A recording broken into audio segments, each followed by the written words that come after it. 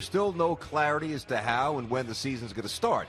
However, the NFL did tell teams yesterday that they will have to hold training camps at their team facilities rather than travel to their typical training camp destinations. Now, last year there were 10 teams that held camps away from home, including the Cowboys. They go to Oxnard, California.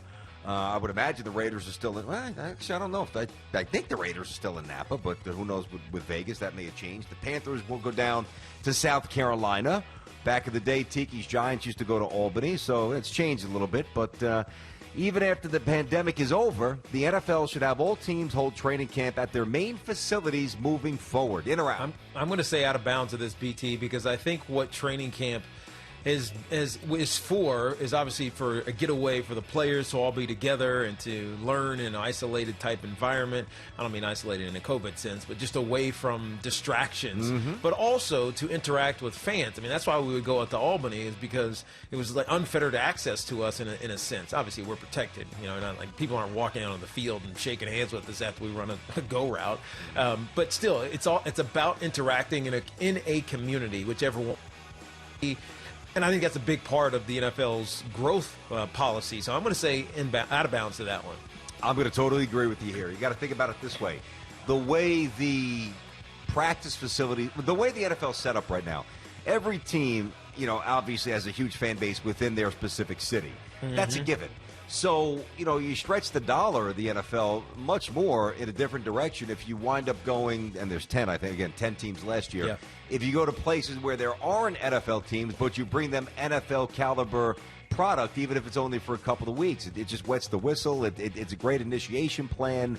It's worked out well. And listen, the solidarity is a great thing, and nobody wants to be away from their families, obviously, but if there's ever a time and a place to maybe get that little respite, that disconnect from the kids screaming or from school or whatever it might be, it's when you get ready for an NFL season, when your mind and your body have to be in sync. So I'm going to say out of bounds. I get it. Yeah. No, out of bounds. And look, in BT, the reality is if they stay at home, they're in a hotel anyways. It's not like they're going back and staying in the house. So if you're going to be away anyways, you might as well be away. Yeah, but you used to sneak back and forth with the hotel, so some of these other guys might do the same thing. Yeah, that was pregame. That wasn't a training camp. That was a 2.5-hour drive back to Manhattan from Mount Albany. That's true. Still is back and forth. Baseball and the owners raging on. The players obviously want the 114-game season. We talked about that. That would end on Halloween with the playoffs starting in November. Now, Arizona Diamondbacks owner Ken Kendrick told the Burns and Gambo show, 98.7 FM in Arizona, that owners won't approve any plan with baseball in November, saying, quote, "We don't want to take the risk of putting our players at jeopardy and our game in peril and playing beyond October," end quote. In or out, it is unnecessarily dangerous for baseball players. What a wimpy, come on. Yeah. For baseball players to play in cold temperatures in November. Out of bounds. BT, correct me if I'm incorrect, but we've seen at the beginning of seasons players playing in snow. That's true. Opening day, 1996, Yankees-Royals, Andy Pettit on the mound. It was snowing. Look it up. YouTube. So, I'm going to say out of bounds. That's an easy one. I don't think they're grown men who have been doing this for a long time. Maybe it's going to take them a little bit longer to warm up, like literally and figuratively. Sure. But, this is out of bounds. No, they're not in danger. This is so far out of bounds. What do you tell me? Their bodies are going to be tight. You increase the risk of pulling a hamstring.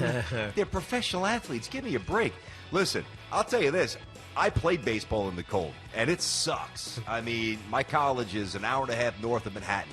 It's cold. And a lot of times we're on a field, usually losing.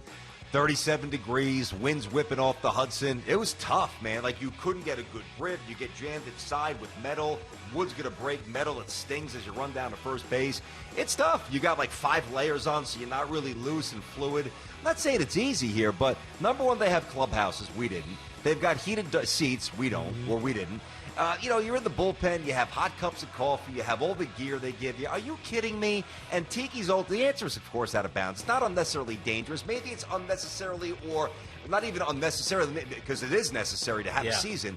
It's uncomfortable, but that's the word. It's not dangerous. Yeah. They play. Just go to any game last year in April, whether it's the Minnesota Twins, whether it's the Chicago White Sox or the Cubs or the Yankees or the Mets or any of the Philadelphia Phillies, the Nationals where it's chilly, the Orioles. I guarantee you're playing in, high 20s, early 30s a couple of times, but it's raining. So stop. just stop. You sound like a bunch of wimps. Stop. Okay, so, if you hear that, it might strike you as, well, I guess you just put your hands up and say, that's it. Our world stinks. We can't change it. That's what some people heard when they heard those words. Others didn't. In the aftermath, former Clemson tight end DJ Greenlee recalled the situation back in 2017 where one of the assistants, Danny Pearman, used the N-word at practice and received no discipline from Dabo. Now, Pearman has since apologized, saying he just repeated the word after Greenlee used it to him to remind him not to say it. Okay?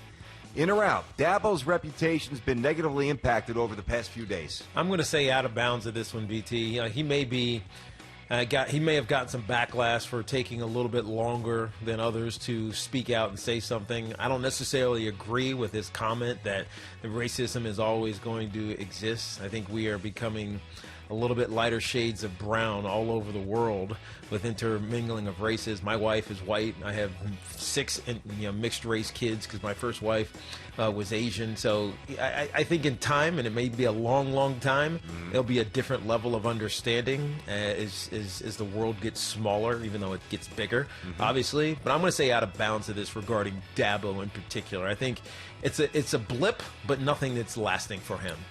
No, I'm going to I'm going to totally disagree because my answer is going to be inbounds. But, boy, I get it. I do get it. And I always, err on the side of, well, did he really say what he meant? Did it really come out the way he wanted?